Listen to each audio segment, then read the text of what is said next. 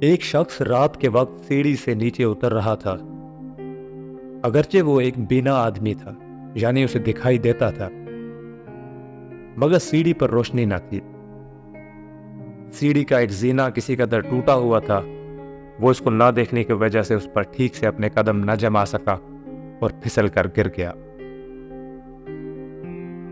دوسرا شخص سڑک پر چل رہا تھا۔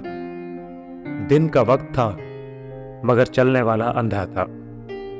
سڑک کے ایک کنارے پر مین ہول کا ڈھکن کھلا ہوا تھا۔ وہ اندھا ہونے کی وجہ سے اس کو نہ دیکھ سکا اور اس کا پاؤں گڑھے میں چلا گیا۔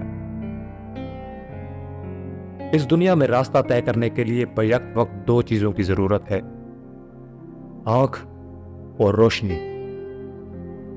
اگر آنکھ ہو مگر روشنی نہ ہو، یا روشنی ہو مگر آنکھ نہ ہو، دونوں صورتوں میں انجام ایک ہی ہوگا۔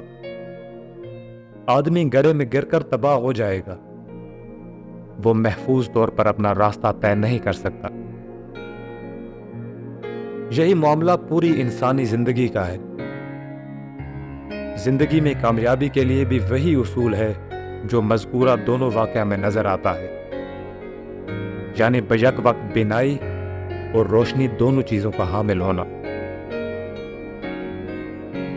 ایک قوم ہے، اس کے افراد اللہ کا دیا ہوا دماغ رکھتے ہیں، مگر ان کے پاس علم نہیں۔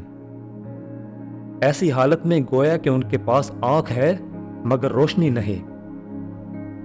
ایسے لوگ آنکھ رکھتے ہوئے بھی زندگی کے راستوں میں بھٹکتے رہیں گے۔ اسی طرح ایک قوم ہے، اس کے افراد تعلیم یافتہ ہے، مگر ان کا ذہن بگڑا ہوا ہے۔ لوگوں کے دلوں میں نفرت اور جھنجھلاہٹ کے جذبات بھرے ہوئے ہیں۔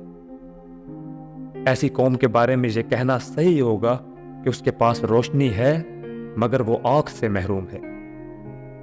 یہ لوگ بھی کامیابی کے ساتھ زندگی کا راستہ طے نہیں کر سکتے۔ کسی نہ کسی موڑ پر وہ ٹکرا کر تباہ ہو جائیں گے۔ کسی قوم کی ترقی کے معاملہ میں یہی جڑ کی بات ہے۔ جو لوگ قوم کو اٹھانا چاہتے ہیں، انہیں چاہیے کہ وہ یہاں محنت کریں۔ کسی اور میدان میں تقریریں کرنے کا کوئی فائدہ نہیں۔